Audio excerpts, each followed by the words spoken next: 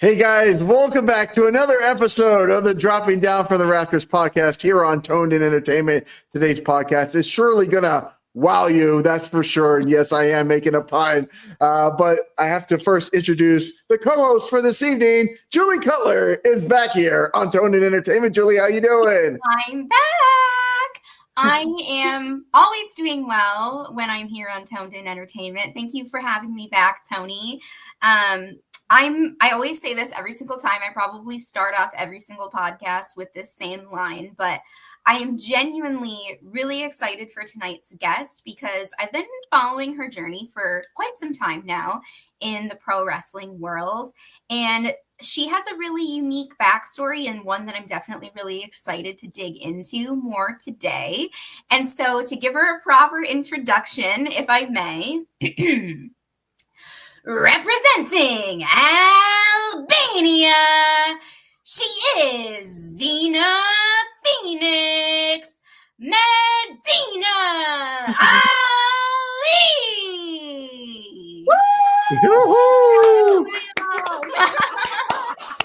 Medina, thank you so much. Or Zena, thank you for joining us here today. I know we were talking a little bit before the podcast about your past couple of years, your history in the pro wrestling business so far. And so I figure it's probably a good place for us to start is kind of right from the beginning. As we had mentioned before we went on the air, I remember seeing you at a WWE tryout back in 2021. And so I was really curious. I know you come from a fighting background. Were you a wrestling fan growing up? Like, had you been a wrestling fan your whole life? Or was the tryout opportunity sort of what kickstarted your journey? This is a very interesting question because growing up, I watched wrestling with my family. My dad and my brother were the big fans. For me, I would watch on the sidelines and I was obsessed with the girls, but I never understood what the point of it was. I always thought, okay, they're fighting, but intentionally, why? Right? I thought the girls were so beautiful and I thought they were so strong. And my mom was the one that would say when I was a kid, oh, Dina can easily do that. So it was something that stuck in my head. And, obviously as life went on, I did different sports and we would always watch wrestling every single week. We would watch it. It would always be, on at my house. So when WWE came around, totally unexpected because, my background's in martial arts, primarily Brazilian jiu-jitsu. And before falling into that, I was a multi-sport athlete. I did everything and anything, basketball, softball, soccer.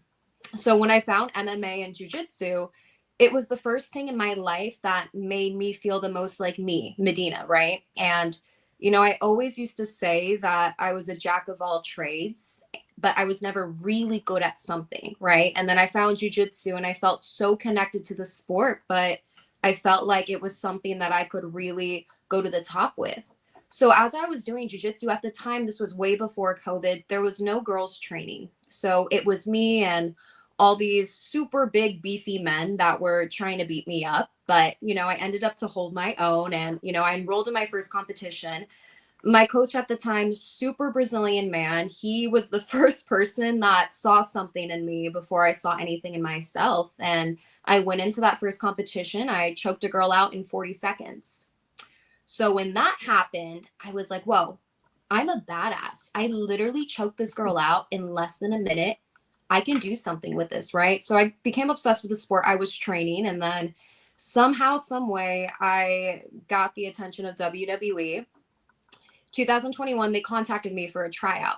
I was so shocked. I was like, there's no way that this is real. I remember I sent a screenshot of the text to my dad, and my dad was like, make sure that they're not messing with you. Make sure it's not anything fake. So I responded. I had a phone call with them, and then we went through the entire process. So leading up to that tryout, I had no idea about pro wrestling training. My background was in jiu-jitsu. I did MMA. So I was just doing what I was typically doing leading up to that tryout. I was trying to go on YouTube to see what to expect from that tryout. Obviously, now everything is out in the open, but a couple years back, I couldn't find anything. I was watching Tough Enough to see what to expect. I knew that I had to take bumps. I knew it was going to be a lot of cardio. But there's truly no way to prepare for a WWE tryout unless you're doing pro wrestling training. I went in there so green. When I tell you I was green, I was as green as I could be, but it ended up being an amazing experience because when I went in there, it was really tough because I got my period literally the day I flew to Florida. So I did that entire tryout on my period. But bravo! Thank you. I was struggling so much, but I ended up doing very well. And my body was in shock because the first day, it was just strength and conditioning. It was really low key. They were introducing us to everything. The second day is when we had 2 in-ring sessions, and then we had a mini promo class because the third day was when we compiled everything together. It was the in-ring, it was strength and conditioning, and then we had a big promo. So as the first day finished, I remember going into the second day, I was very nervous, but only because I was so unfamiliar with the culture. I knew nothing about wrestling culture, you know? So I walked in there not knowing that you had to introduce yourself and shake everyone's hand. So for me, it was somewhat of a culture shock, but you know, the way that I am as a person, I learn as I go. I have to be thrown in the middle of the ocean. I either sink or I swim. You know, I always end up swimming because that's who I am. But that's the only way I'm going to learn. So I went through that tryout. The second day, I was so sore because, you know, Brazilian jiu-jitsu training and MMA training is a little bit different. Pro wrestling is all stamina, cardio, and there's so much that goes into it. And there's many different components that now that I've been doing it for a little bit, I understand. But before, I really went into this so green. So as the third day came around, my promo, stellar. I kicked ass in that promo. And that's because I was fully prepared. I remember everyone was going out night 1 and 2. I stayed in my hotel room, just working on my promo over and over again. Because, you know, it's a once in a lifetime opportunity. It wasn't anything that I was ever expecting to happen in my life because I had just graduated college. WWE contacts me. So for me, I have to make sure that, you know, I take advantage of this opportunity to the best of my capability, right? So as the third day rolled around, I killed it in my promo. Everything went fine. And then no one gave us a yes or no indication whether or not we were going to continue, right? So they were like, you go back home. We'll give you a call in about a week, week and a half. That week, I flew back home to California.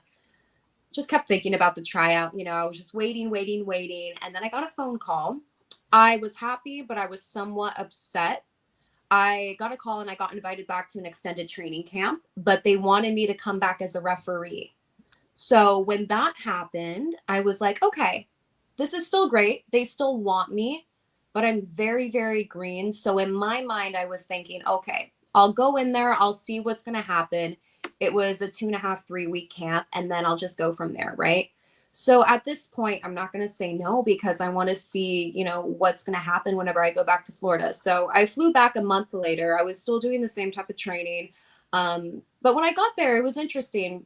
Out of my group, it was a group of 9 people. I was the only one that came back as a referee, but I was doing everything. So I was doing a little bit of wrestling. I was doing everything up until the point of, you know, putting together matches, because when that happened, they would pull me aside and I would start reffing. But I was doing all the promo work. We were doing media work, character development. We had acting classes. I was doing all the strength and conditioning. I was doing all the wrestling warm-ups. So everything that we were doing, I felt a little bit confused because I was doing both, right? So then I went about reffing. I met the most amazing people at WWE. I worked with the most amazing coaches. The group that I had, the extended group that we were training with, they're still my best friends to this day. We talk all the time. Everyone's so supportive. Even the people that I worked with, one of the refs that was training me happened to work at WOW a year later. Ooh. I don't know if you guys know Paige. Yes, I do remember her. And I know I've seen her training at the dungeon in Tampa with Natalia and TJ as well. She's she has a lot of really good experience. Oh, yeah. I mean, so WWE was, I think, her intro to reffing, and she was the one that trained me with Tom Castor and Daryl. So they were training me and they were kind of guiding me through this world because at this time it was all amazing. Like I felt like a little kid in a toy shop, you know? And I was learning so much. I was meeting all these famous wrestlers. I met Shawn Michaels. I met Bianca.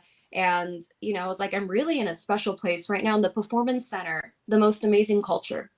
Everyone is so supportive and everyone just wants to make sure that you feel comfortable, but you're getting better, right? So I went through that process, but I just couldn't get over the fact that I wanted to wrestle.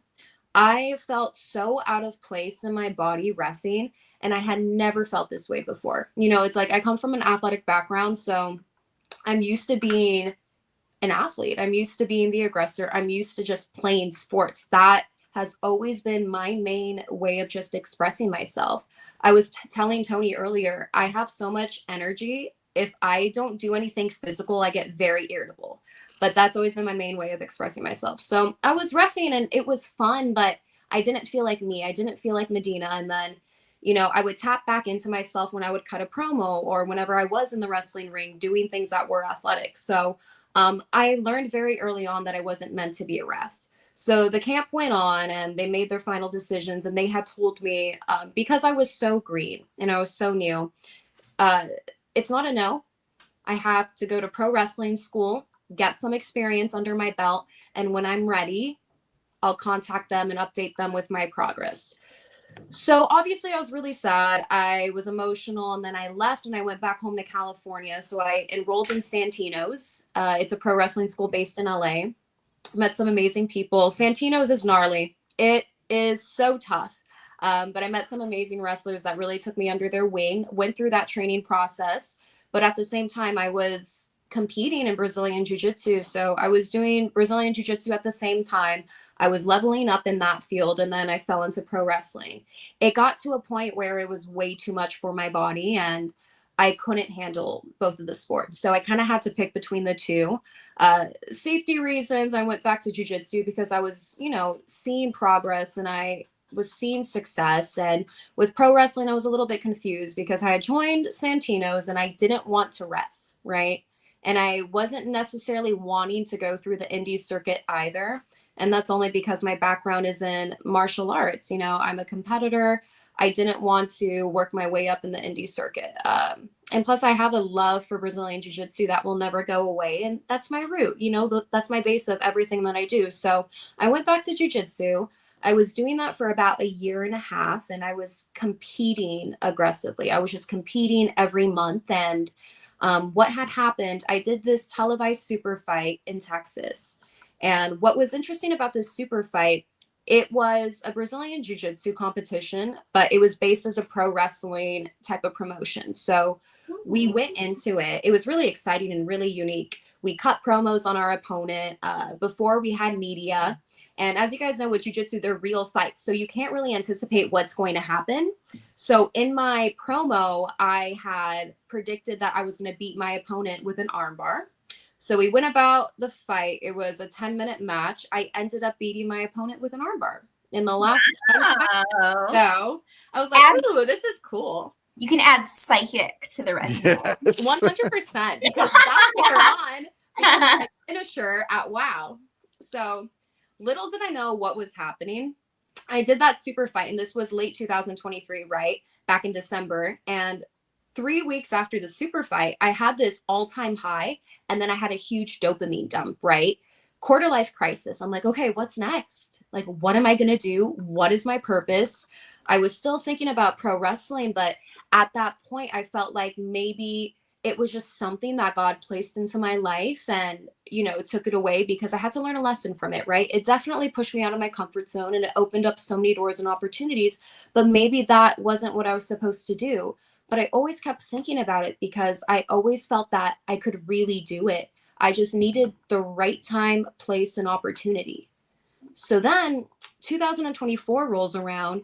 WoW emails me 11 p.m. at night, the day before an audition, saying, hey, we want you to come in for a tryout. We're auditioning from 11 to 6 p.m. Here's our address. Same thing again. I'm like, okay, is this legitimate? Is this real? So then I was enrolled in some prereqs for nursing. I got my BA a couple years previous in film and media. So I was having a quarter life crisis. I'm like, I'm going to go back to nursing school just in case, right? So I had emailed my teacher saying that I had a family emergency so I could go to this tryout. As I was headed to the tryout, my professors dropped me from all my classes. said absolutely nothing, did not respond to my email. But I was like, who cares? It's not a big deal. I'm going to a pro wrestling tryout. So I go to WOW. I meet everyone. I meet the show creator, David. I meet the story writer, Selena. And as soon as I walked in, they offered me a spot. So when that happened, yeah, I remember I got in my car after the audition and I started crying, just tears of happiness, because everything happens for a reason. I spent my 25th birthday at WWE, and then I spent my 27th at WOW, and they all happened at the same time. I don't know if you guys are spiritual and you believe in, you know, the universe and things like that. Everything was lining up.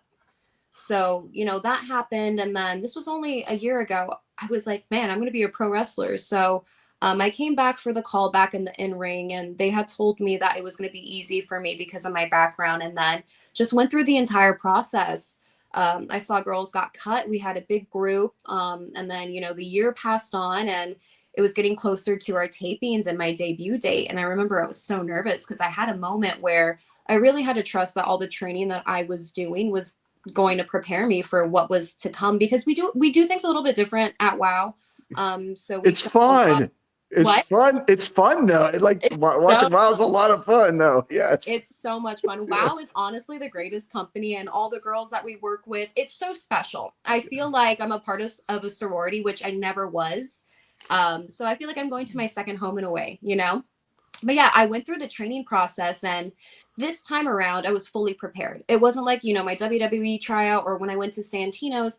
I was fully prepared. And it was weird because previously when I was pro wrestling training, I didn't feel connected to my body because I was still learning, you know, I was still learning how to move in the ring. I was still learning my body awareness in the ring. And as soon as I got to WOW, it's like something clicked in me and it all made sense. And it came to me very naturally, which I hate to say, but it felt like how it was when I first started training Brazilian jiu-jitsu. And then I started pro wrestling at WOW, and I was feeling more confident in myself, but I just had a moment where it's like, I can do this, you know, I can really do this. And then I was seeing progress within myself too. I was improving every week. I felt good in the ring. My promos were good. I was feeling confident. So I felt fully prepared for my debut. It was a week before my debut. You know, week? You're getting, well, yeah. So I'm saying it was. Okay. I was like through the whole process where it's like we got our costumes, and then Xena was being created, and then a week before my debut, obviously I was so nervous. There was only like 3 girls that made it from our group, and it was, I believe, 1,000 girls had tried out. Our callback group was 30 girls, and then only 3 made it. So, wow. Yeah. It's tough because it is. I mean, people get cut, and then there's injuries, and, you know, life happens, and there's other obligations. So, you know, when I fell into WOW, that was all I did. All I've been doing the last year and a half has been pro wrestling, which has been amazing because I've never been so happy. But yeah, all of last year I was just training at WOW. That's all I was doing. I was preparing for my debut. I dedicated 100% of my life to that, which served me well because my rookie season has been the most satisfying and gratifying thing to watch because I know how much work I put into it. I also know my history that comes with pro wrestling and jiu-jitsu and how I got here. It makes me emotional because I was at an all-time low when I left WWE, and then I was okay when I was at Santino's, and then I left and I felt really sad again because I was confused and I was puzzled and I didn't know if this was something that I could do. A lot of it had to do with my ego. I'm like, is this something I can follow through with, right? And then when I got to WOW, you know, they saw something in me and they gave me the opportunity, and we created Xena Phoenix. And I'm so connected to Xena. It's me, Medina, just amplified. You know, my transition into Xena and the creation of it was so natural and so effortless. I didn't think that the character process was going to be that easy. And then the day of my debut, I killed it. They said at WOW it was one of the best debut matches they had ever seen. So since then, it's been history. I'm living my best life. I'm so grateful and I'm fortunate. But yeah, that's a little rundown of how I fell into pro wrestling. Kind of all over the place. I was going to say, I feel there's a lot to, you know, lots of bullet points in that thing. I mean, one of the things I want to go to first is the referee part, because I have had Mikey Spandex on the show, who was Marquise Hamilton, a referee in NXT. Oh, cool. So he left the Indies, Yeah. got the job as an NXT referee, and has come back, and he's told his story here on the channel. So it's not like it's private information. But he hated it at one point and was like, had to get out because he wants to be a professional wrestler.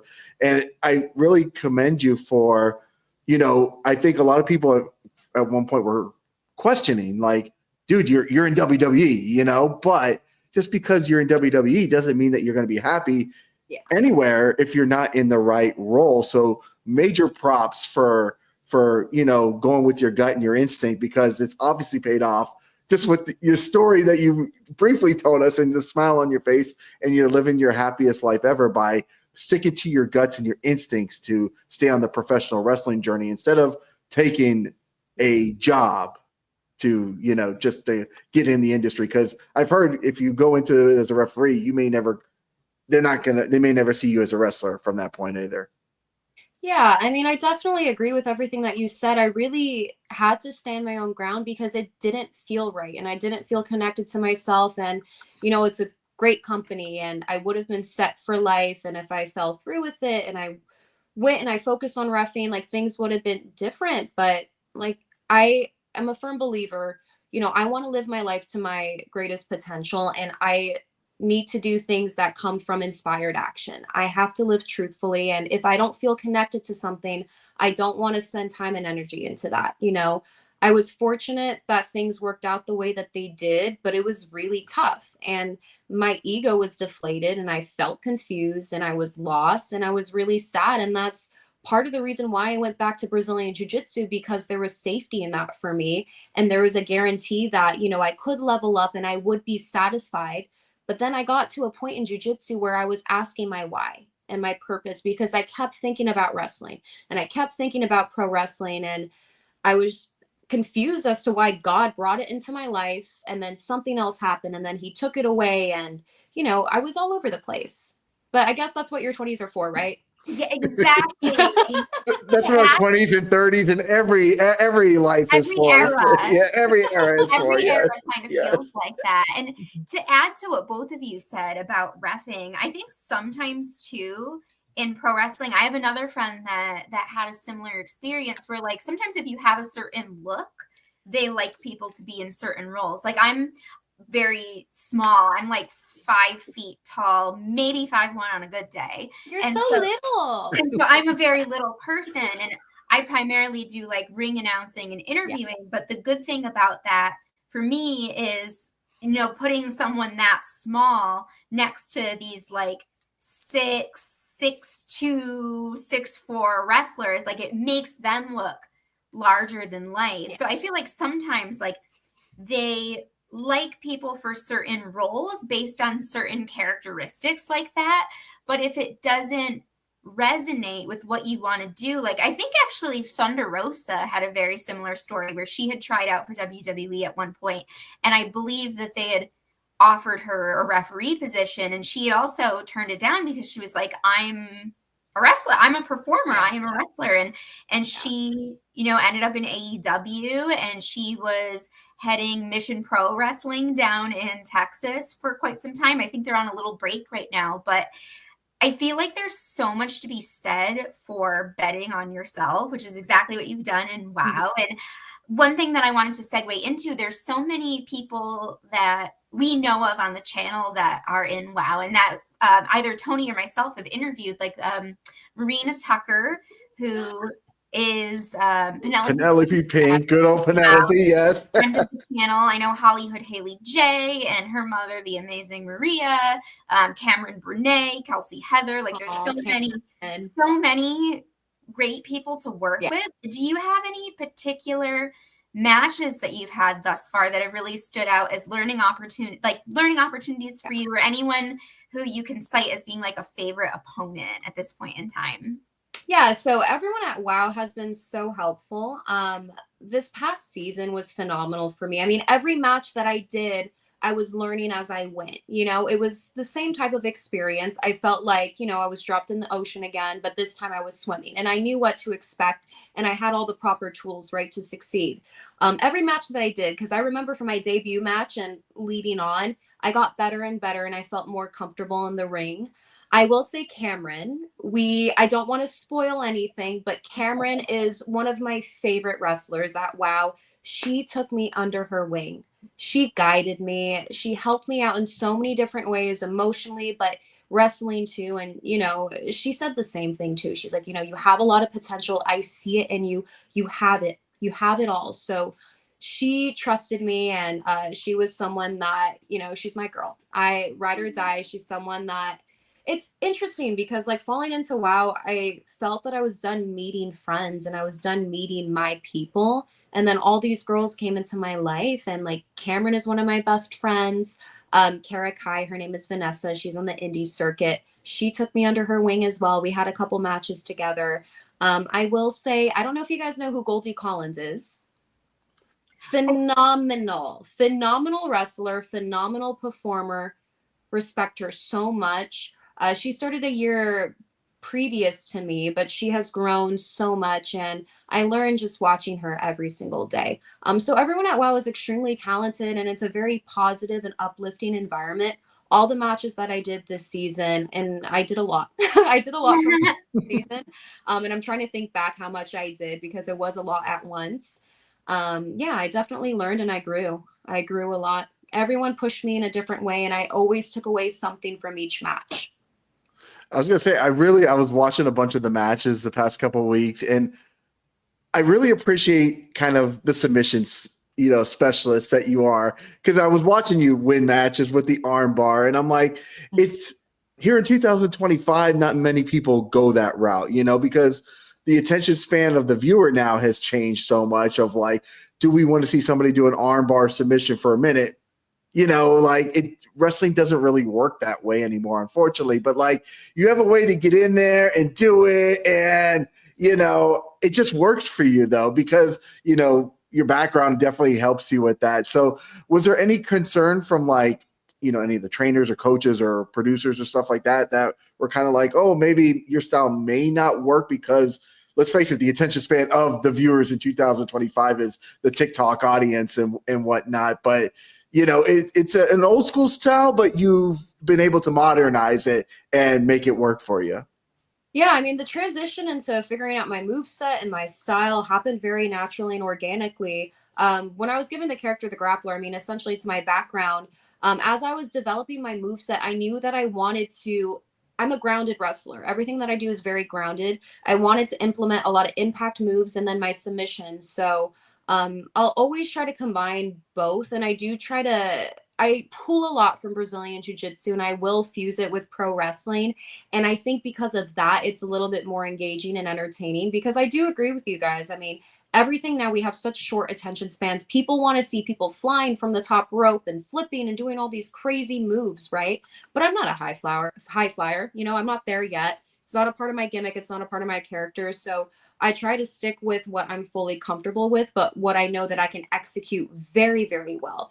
So as the season went on, I was still figuring out my moveset and what worked for me. And towards the latter end of the season, you guys will see, I'll establish that and I feel more confident in what I'm doing.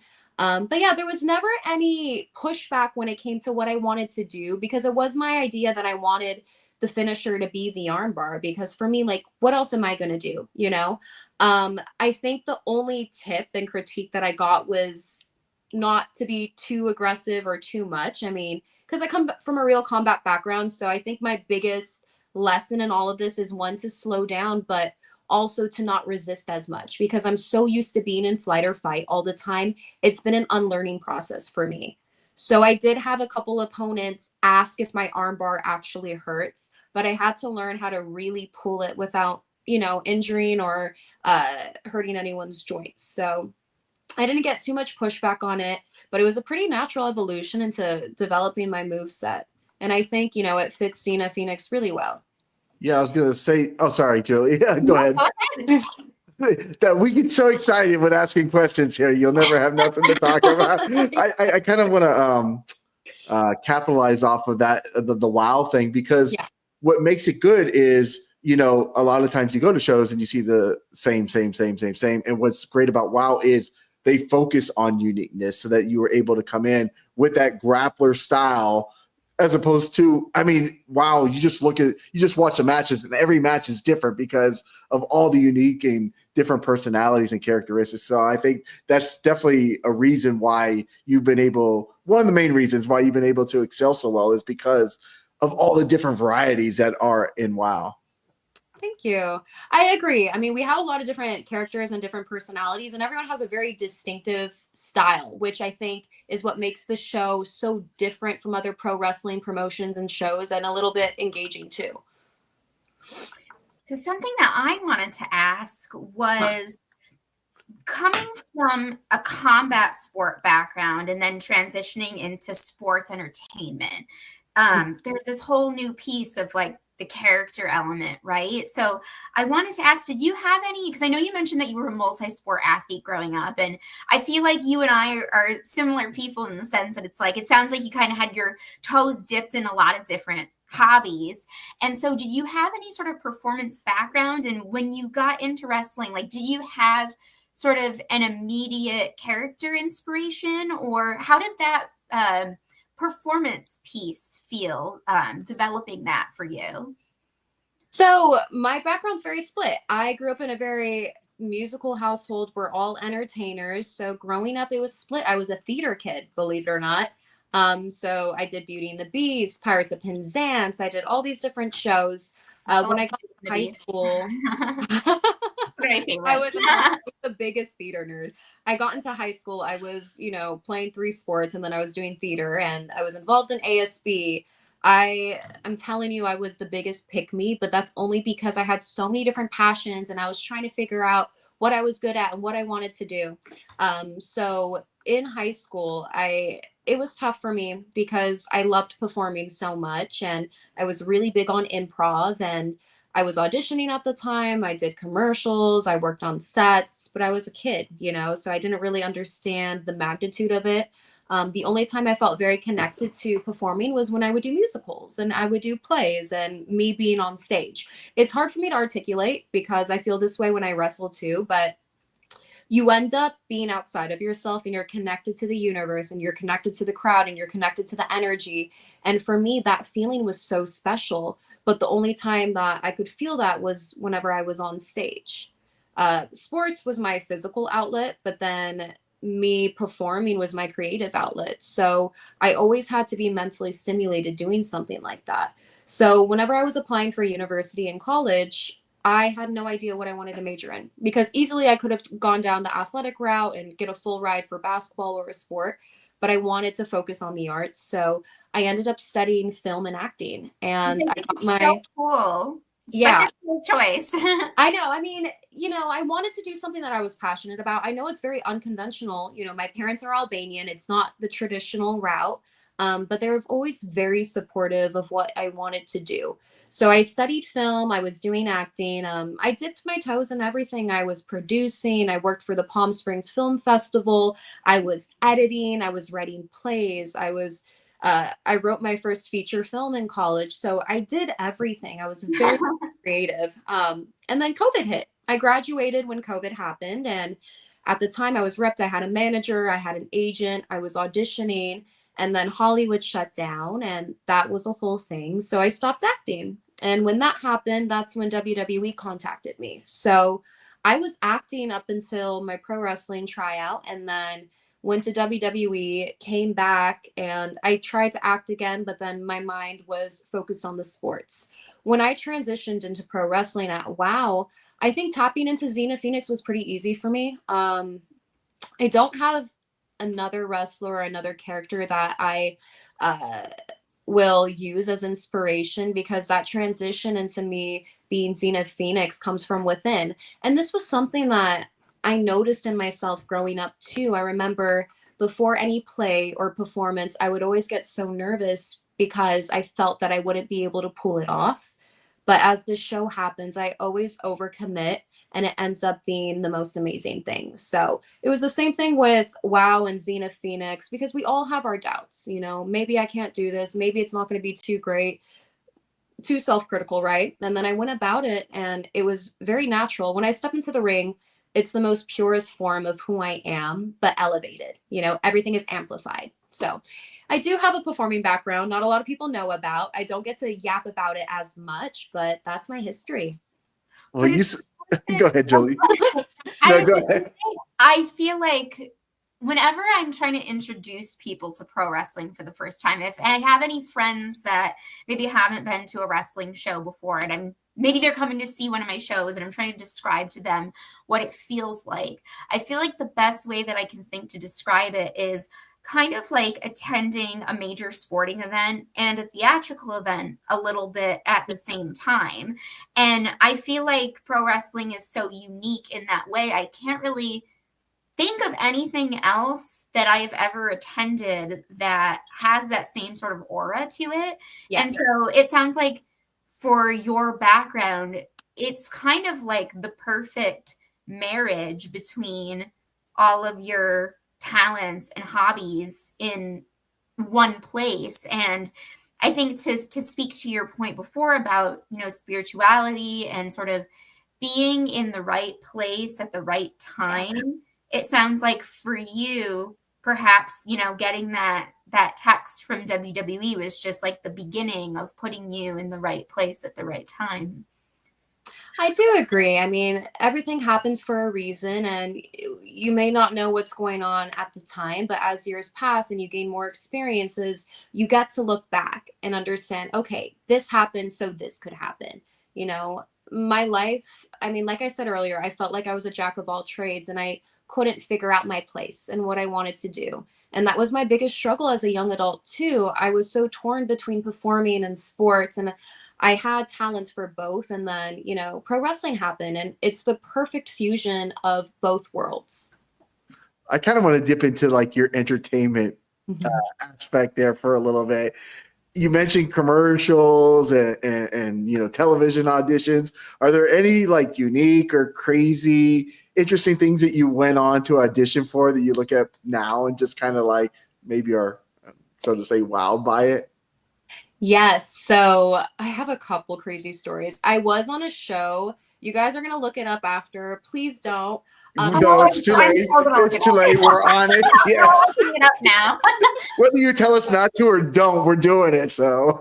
Well, it was on Disney. It's called The Celebrity Dating Game, and it's a spinoff of this really big show that was popular in the 80s and 90s, and they made a Netflix special on it this past year with Anna Kendrick. I feel like I vaguely remember seeing that, but there was a Disney version. I mean, Disney produced it. We ended up filming at Sony. I was on that show, and the guy from Modern Family, I think his name was Nolan. Do you guys know who I'm talking about? He happened to be the guy that we were trying to date. I was on that really interesting experience. I mean, Zooey Deschanel was my host.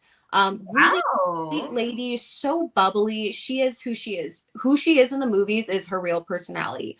I auditioned for The Kissing Booth. I've done a lot. I've auditioned for a lot of. I love that movie. That was such a cute movie. It was really cute. It would have been better if you were in it, but it was really cute. You know, all these projects that I auditioned for, I see who they casted, and it makes sense. They always end up going with the right choice. But I think at the time, because I was auditioning pretty aggressively for some really big projects, 2020 to 2021, 2022, I wasn't fully with it because that's when I was introduced to pro wrestling, and COVID had hit too. So we went from doing in-person auditions to, you know, Skype auditions, and then everything was self-tape. So for me, that's a little bit more difficult because you're not able to establish a connection with the casting directors or the producers or whomever you're reading with. So that transition was really new. And then I had a point where I just needed to take a step back too, because it was not that it was affecting my confidence, but I was getting callbacks and I was making progress, but I wasn't booking consistently. So that was something where I had to take a step back and just reevaluate what I wanted to do with my life. Plus it was post-grad too. So everything is just blown up in the air and you feel like you have to be an adult. you know. Right. That's a really tricky transitional time. I remember when I was going through that too. And it's scary because it's like the first time in your life, really. I mean, if you are someone that grows up with sort of the idea that like you're probably going to go to college, then I feel like that's really the first point in your life where it's like now you have all these choices all of a sudden. And it's like, well, who am I going to be now? What am I going to do? It's not laid out for me. Yeah. It's definitely overwhelming, but you figure it out as you go, you know. Exactly. And now we're here. Now. Okay, so you talked about the TV shows. What about commercial? Because I'm a commercial nerd still to this day. It's so weird that like I get excited. Like I'm like I'll watch shows or whatever. Like AEW was just on, and like I'm like, well, advertise something to me that I want to buy. Like I don't know. I'm like a commercial nerd. So was there anything cool or interesting? That's where I'm really interested in the commercial side. Yeah. So when I was a kid, I was on a Burger King commercial. I did a Toys R Us commercial. I did little commercials here and there. I have to look at my resume. The Burger King commercial, I had the biggest crush on my co-star, and I was so young too, but it's not like I could have a boyfriend. His name was Nathan G. Not like he's watching this right now, but we'll post clip this. Yeah. Medina's like, G, are you still alive? What's going on? Where are you? Pro wrestler now. No, but I worked a lot when I was a kid, and then I did extra work too. I need to look at my resume, but there wasn't any crazy stories. But I think being on set at a very early age just helped me understand the industry, and it taught me professionalism too. Because it's like you come into acting and entertainment, you don't know how much goes on behind the scenes. And then I got involved in production work too. So I was able to do both sides, being in front of the camera and behind the scenes too. And I have appreciation for both. So yeah, I mean, I've had an overall good experience. Nothing too crazy. I will say, I think the celebrity dating game was probably one of the weirdest experiences of my life, but hey, I did it. It's all a part of my lore. So when you do, Cherry Bombs has hearts for Toys R Us. I love it.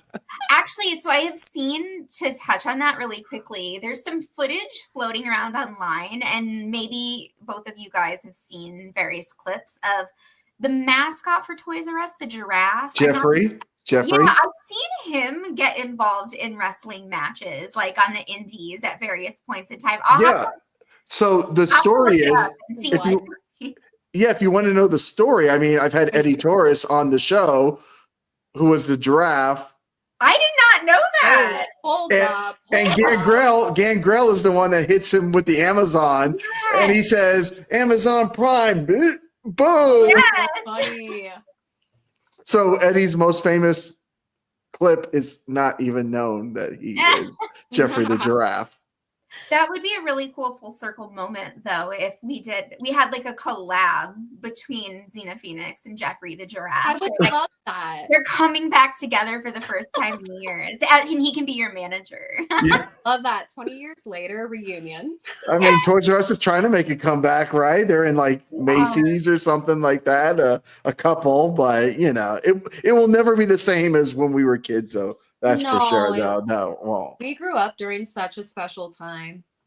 Yeah, I agree. And the other thing that I was going to say when we were talking about commercials from that era, and Medina, I don't know if I know you mentioned wanting to go back and like check out your resume. I don't know if you have any experience with maybe doing some of these, but I remember those like commercials for things where it was like you had to call and order them. Like they had really cool like toys and different kinds of things that you could special order.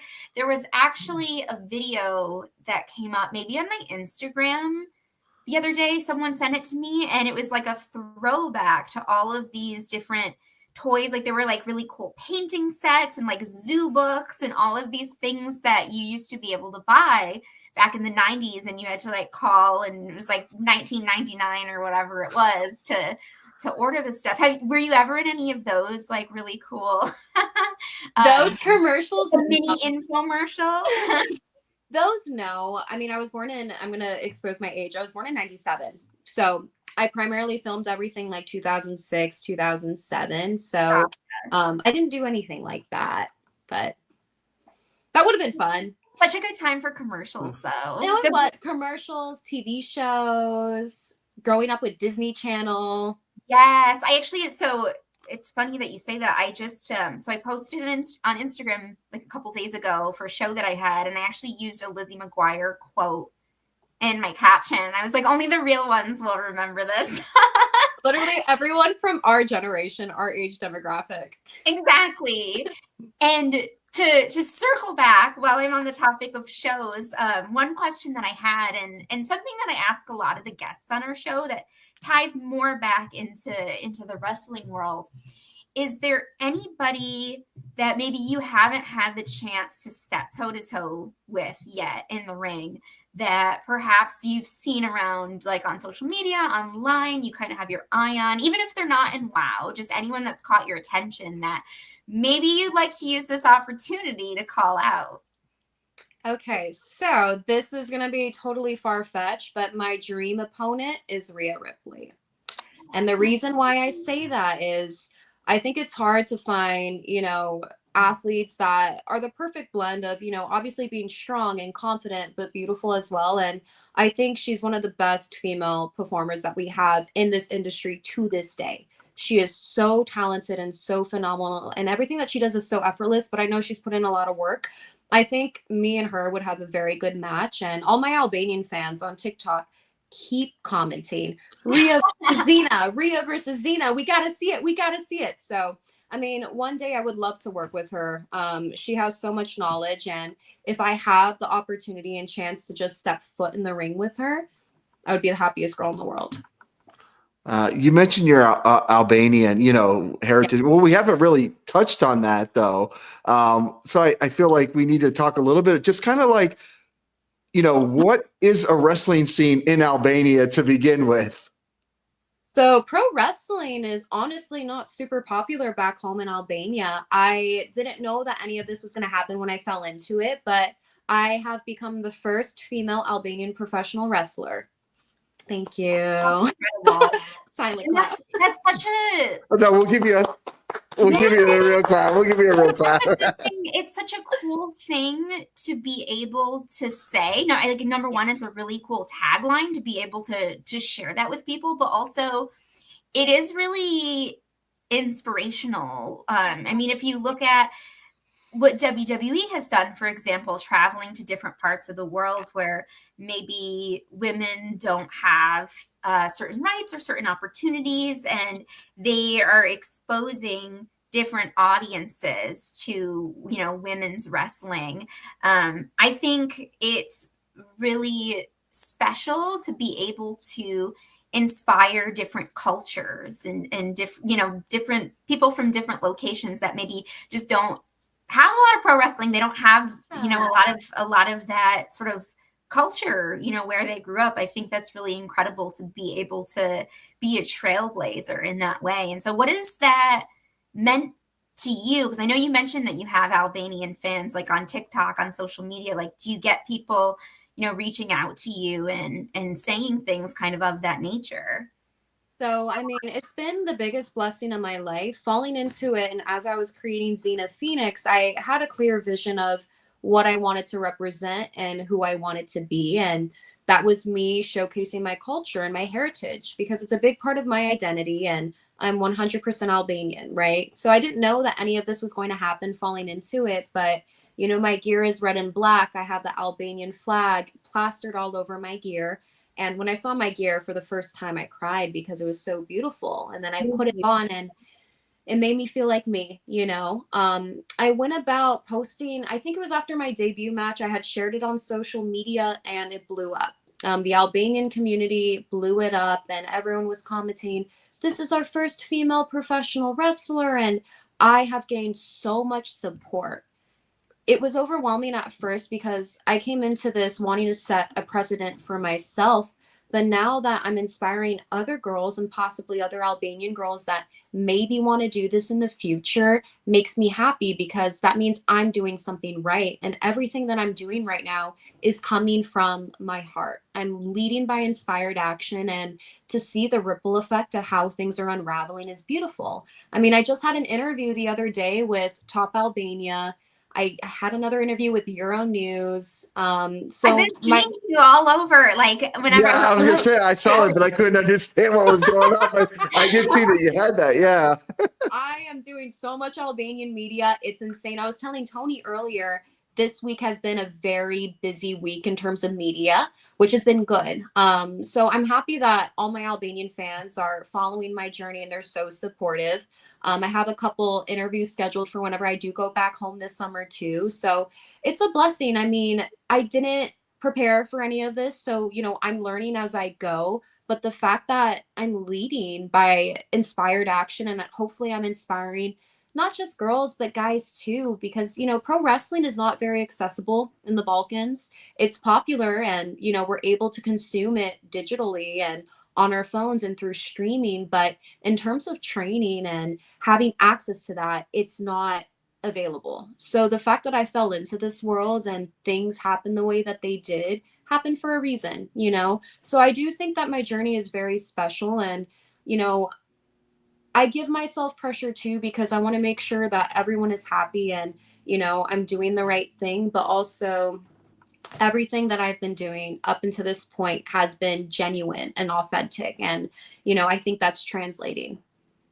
Julie, I think we're doing a very good job with hitting a theme here that I feel like every story is someone that we're bringing on that is betting on themselves. And it's so inspirational because I can tell you, Zena, like Julie and myself are in situations where we are betting on ourselves now, we're making their sacrifices. We're doing a lot of things to try to get to where we want. So for me personally, speaking for myself, it's super inspirational, like to hear your story and to hear, because, as hard as we're working and doing stuff, like we're like, yes, there's a chance. And when we hear stories like yours, like, I think, like you said, it's not just motivational for women or people from Albania, but for men as well too. And for all people. So much respect there and much props for that. Thank you. I appreciate it. Something else that I want to ask, and this kind of jumps off of the question that I asked you earlier about like dream opponents. Are there any other, I know, sometimes people don't like to speak their goals, personal goals out loud too much because it's like something that you're kind of manifesting for yourself. But do you have any goals, things that you'd like to do in wrestling long term, whether it's like a type of match that you'd like to have or, other people or places, places in the world that you'd like to travel and be able to wrestle? Are there any of those things that you have that you would feel comfortable sharing with us? Yeah, I mean, I do have a couple of things that I'd like to share. I think something that I would love to do is have a live show back home in Albania. For me, that would be a dream come true. I did have an interviewer ask me that question the other day, if we're ever going to have any type of event back in the Balkans, which nothing has been held over there. So I think for me, if I were ever to have an opportunity like that and maybe run it, would be a dream come true. Right now, my main goal for this coming season at WoW is hopefully to get the championship belt around my waist. Ooh. If I get the champion, I will be the happiest wrestler in the world. But in terms of other long-term goals, I don't feel comfortable sharing, but I do want to make sure that I'm wrestling for a really long time. It makes me very happy and I'm growing so much as a woman and I've never been as confident as I am now. So I'm keeping my eyes open. I'm training hard and I'm just seeing where this road is going to take me. One of the questions I like to end with, like my final question is usually, I mean, you have worked in the entertainment industry and the wrestling industry. So this could be from either of those. Like, I always like to ask for like a bizarro story. And by like one of those, it's like, what the just happened? Like, what, how could I have got here at this place? Like, so whether it's a fan interaction, a wrestling moment, or heck, even something in the entertainment industry, is there like a bizarro moment that comes to your mind?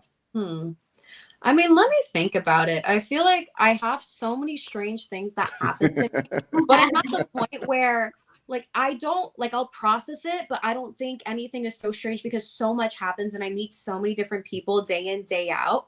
It's how I am as a person. I never get embarrassed by anything.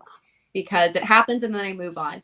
I will say, when I fell into WoW, I didn't realize that the fans were going to be actual fans, you know? We had fans show up to every single show, and I started to go to other shows too, and the same fans were showing up, you know, repeatedly. So for me, that was kind of not a shock, but it was different for me to get used to it, because I recognized them. I had a fan that sat next to my parents. We did a Vegas show back in November, became good friends with my dad. They're from the same state, and this is in Nevada. And then I end up going to an indie show here in California. The fan is there, and he's like, "How's your dad doing?" And I'm like, "He's great." And I was like, wow, he knows my family. He came up to me. So like I said earlier, we're all so connected. In terms of a bizarre situation, I have to marinate on that because you put me on the spot. So I did, yeah. But it's really cool because I've gone to like TV tapings for stuff like American Ninja Warrior, right? So it's just kind of like you just get into a herd of people and they rotate the fans out like every like 4 hours as they're doing like 3 days worth of tapings. So it's kind of like, so it's not necessarily so much fans of like the Ninja Warrior, although you're kind of familiar with it, but there's a lot of people that just go because they got a pass or whatever. So it's really cool that like, wow. I mean, you can tell like the audience is super into it anyways, but it's cool that you see the traveling audience. Well, like to me, I don't feel like there's anything better than that, than like you go from town to town or show to show, because I see it here in Georgia. I see the same fans all the time, like 3 hours apart. And I'm like, you were just up in this part north. Now you're down south tonight. They're like, yep, this is where the show's at. I'm like, it's just an amazing to see like that it can keep this fan base, and people are so dedicated. I think wrestling fans probably with, you know, NFL fans are probably like the most passionate and like dedicated, so right? And they'll travel for what they love, you know? Yeah. And I've noticed, to expand on that as well, I know Tony just moved to Georgia this past year. And you mentioned, you know, people traveling into different parts of the state. I mean, I see it like nationally as well. I mean, I see people who are fans on social media that will follow all of the events. I'll go down. I did some shows in Florida in the past. I did one show for CCW this past fall, and I went down there, and it's like, I recognize I live in Massachusetts, and yet like there's still people that I recognized. Or even, you know, coming up, I'm going to be out in Ohio, and like there's people that I know that go to all the shows that are filming stuff out there. So it's like, it's such a community. And I think also with social media, it's a really unique experience as well, because it's like you recognize people from all over the country after a while. And it is, I think, being a part of the wrestling community is so special. Like it takes such a unique type of person, I think, to sort of fall into this community as well. And that being said, I know that you mentioned sort of like feeling really at home here. Like, did you have a moment? Was there any specific moment that really jumped out at you when you went to that WWE tryout, or when you went to WoW, where you were just like, this is where I'm meant to be? Yeah, you know, it actually started at WWE. As soon as I stepped foot in the ring and we started bumping and we were doing little spots, it's like my body knew what it was supposed to do. And obviously I felt like such a badass because I had never done anything like that, but I knew that I could do it. So I went through WWE, and it was the moment I cut my promo. I had full control of the room, and I was connected to everyone's energy. And it was something that I was talking about earlier too, that I only feel when I'm performing. But as soon as I ended that promo, I knew that I killed it. I knew that I killed it. And I knew that this was what I was supposed to do. And then I went back to Santino's. I had the same thing. I went through the process. My body liked what I was doing. And then as soon as I came back to WoW, it was like the icing on the cake, you know? Everything that I did the past couple of years was leading me up to WoW. And when I got to WoW, they gave me the opportunity. They saw something in me and they took a chance on me. But then it was up to me to follow through with it and, you know, live up to their expectations. And I did, you know. So now I'm very happy and I'm very grateful. I pinch myself every day because this is my reality. You know, a year ago today, I was prepping for my debut. Now I've made my debut. Xena Phoenix is Xena Phoenix, you know? So it's the biggest blessing. It's the biggest blessing. And I'm happy. I'm really excited to see what happens in the future. I feel like in your 20s, you already have an incredible story that it's just shared with us in an hour. And I feel like, 25 years from now, the stories are only going to be even greater and better. I feel like you're on such a great path, and you've done what people should do, and you've given yourself plenty of stuff to fall back on. And you've learned a lot of stuff along the way that makes you super valuable, I think, in so many forms of entertainment or production and everything. So I feel like you've done all the right things. And I feel like right now you're at that pinnacle of like living your life to the fullest and having a great time. So just like so much respect, and like so excited to see where you go from here, for sure. Thank you, guys. I'm truly just winging it. I'm enjoying the journey, and we're going to see what's going to happen. One more thing that I wanted to add too before we wrap up, because you have all of this experience working in the entertainment industry, going to school for film and acting, working on the production side of things. When you mentioned putting on a wrestling show in Albania, like, you have the connections, you have experience in all of these different areas of potentially running a show. I truly believe that this is something that, somewhere down the line, whether it's, a year, a couple of years, I think that you're going to be able to accomplish that. And you've got all the tools in your toolbox. So I'm super excited to see what's in store for you. Thank you. I mean, I do hope that that's the plan the next couple of years. I have a couple different things in mind that I want to happen, and that's one of them. So I do hope that things unravel the way that I'd like. And one more question that I always like to ask, just as a kind of wrap up for the evening here. Where can the people find you on social media? And do you have anything maybe coming up sort of imminently on your schedule that you'd like to share with us where we can look for you? Yes. So this weekend, I'm headed to New York City. I will be doing a podcast with a very big Albanian media company. I'll be posting it on my personal social media, Medina Ali, and then I'll be sharing it on Xena Phoenix too. So make sure you guys check that out. Awesomeness. Yeah, definitely. And Julie, I know you are headed to Cleveland this week, or tomorrow, I should say, right? Yes, I am. I'm flying out to Cleveland. I'm going to be making my debut for, and there we are, NWA Exodus this Friday. Doors open at 6:05 and show starts at 7:05 p.m. We are on NWA time. And then in a couple weeks from now, I'm going to be returning to Rebel Spirit Pro Wrestling up in Massachusetts as well. June 14th, we are in Weymouth, Massachusetts, and June 28th, we are in Marlborough, Massachusetts. So that's what's on the calendar imminently right now. There's always more things developing behind the scenes and things further down the line, but we'll get to that when the time comes. Absolutely. For us here on Tone Entertainment, please make sure you're following on Instagram. We shot 11 interviews Monday night at One Fall Wrestling. We just posted, of course, the first Ukrainian heavyweight champion in a professional wrestling organization today. We posted that video with Elijah Drago on Instagram. He's the first Ukrainian heavyweight champion of a wrestling promotion. So, of course, I've got that first interview. It's up on Instagram now, plus 9 more interviews to come. And then this Friday, I will be at One Fall Wrestling doing more. And then Sunday, I will be actually ring announcing at Deep South Wrestling here on the Atlanta Beltline.